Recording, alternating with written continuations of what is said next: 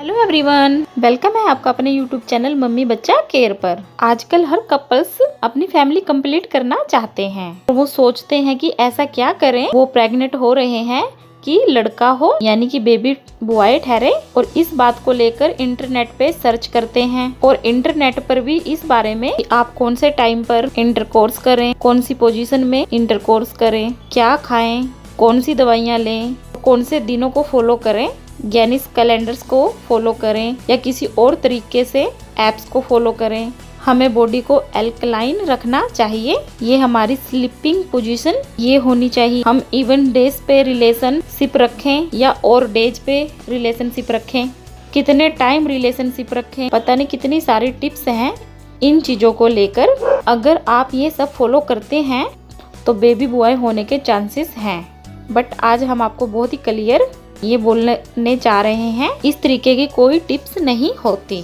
और इन टिप्स के पीछे जो ये लॉजिक देते हैं कि हम ये बोल रहे हैं इस टाइम पर इंटरकोर्स करें या ओव्यूलेशन डे के नजदीक में इंटरकोर्स करें। ओव्यूलेशन के नजदीक इंटरकोर्स करने से बेबी बॉय के चांसेस बढ़ते हैं, क्योंकि जो वाइस पंप होता है जो ये तय करता है कि गर्भ में पल रहा शिशु लड़का होगा या लड़की, वो फास्ट स्विम करते हैं कंपेयर टू एक्स क्रोमोसोम जो कि लड़की तय करता है। ये बात ठीक है कि जो वाई माइक्रोजोम डेली करने वाले जो स्पर्म्स होते हैं वो फास्ट स्पेम करते हैं, वो जल्दी एक्स एग तक पहुंचने की कोशिश करते हैं। लेकिन अगर आप ये सब ध्यान में रखते हुए मैकेनिकली सोचे कि नहीं हम लोग ओव्यूलेशन डेज नजदीक में रिलेशनशिप रखेंगे या हस्बैंड जो है गैप करके फिर रिलेशनशिप में रखें या फिर कोई पर्टिकुलर पोजीशन तय करेंगे, इससे जो ये वाइस स्पर्म है वो और ज्यादा फास्टर एग के पास पहुंचेगा, लड़का होने के चांसेस बढ़ जाएंगे। ये कम्प्लीटली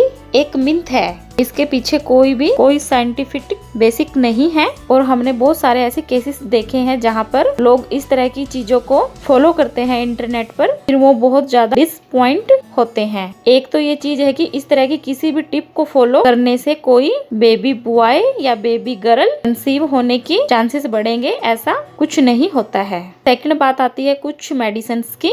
अक्सर लोग ये सोचते हैं कि हम मेडिसिन खा लेंगे कंसीव करने से पहले, और कई लोग तो इतने मुश्किल स्टेप उठा लेते हैं कि कंसीव करने के लिए प्रेग्नेंट होने के बाद कुछ ऐसी मेडिसिन खा लेते हैं और ये सोचते हैं कि इससे लड़का पैदा हो जाएगा। अगेन ये बहुत बड़ा मिथ है, किसी भी तरीके की दवाई को खाने से लड़का या लड़की का सिलेक्शन नहीं होता है, तो आप इस चीज को दिमाग से निकाल दीजिए। लेकिन हाँ, अगर आप इस तरह की दवाइयाँ खाते हैं, हर दवाई प्रेगनेंसी को कुछ ना कुछ साइड इफेक्ट दे सकती है।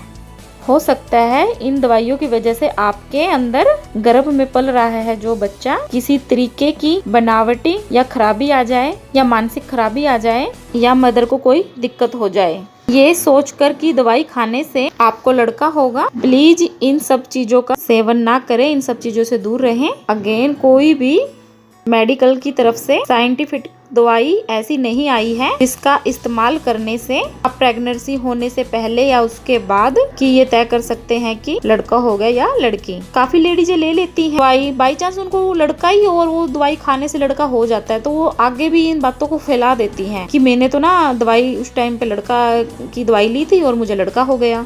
ऐसा कुछ नहीं होता, ये सिर्फ एक सोच, एक धारणा बन चुकी है हम लेडीज की।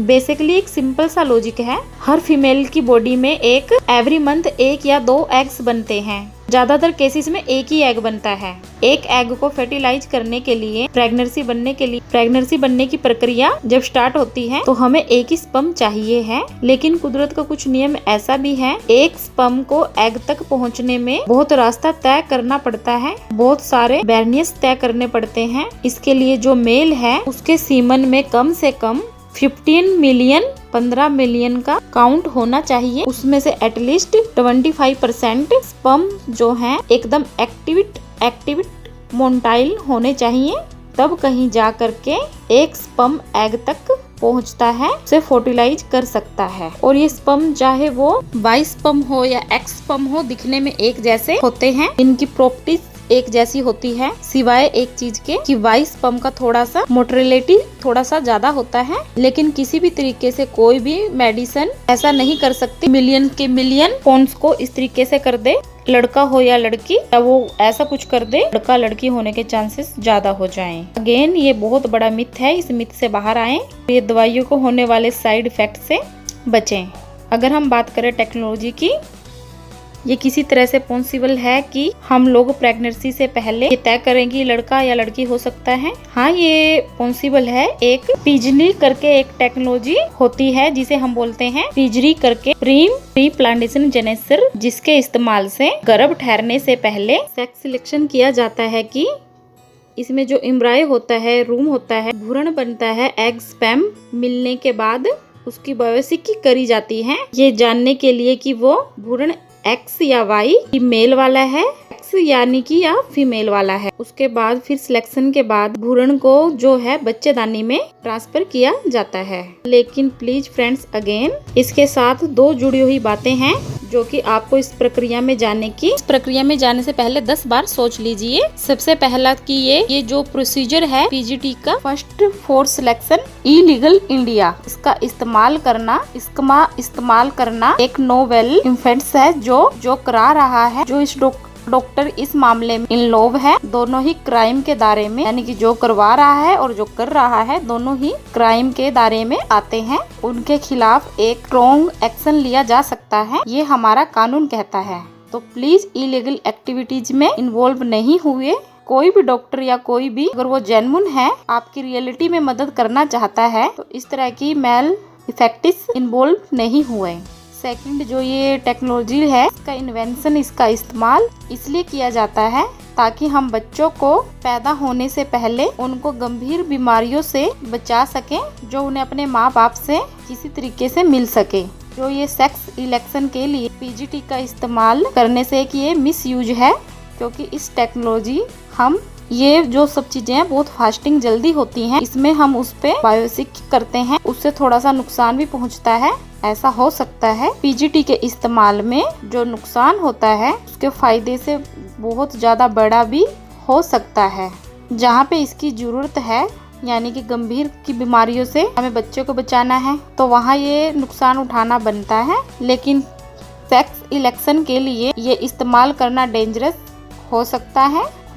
ये बच्चे भविष्य में आगे बढ़ते हैं, उन्हें किसी तरीके से गंभीर बीमारियां भी हो जाती हैं। इसके लिए अब तक कोई सर्च इतना लंबा नहीं हो चुका है जो हमें ये बोले कि पीजीटी 100% सेफ है।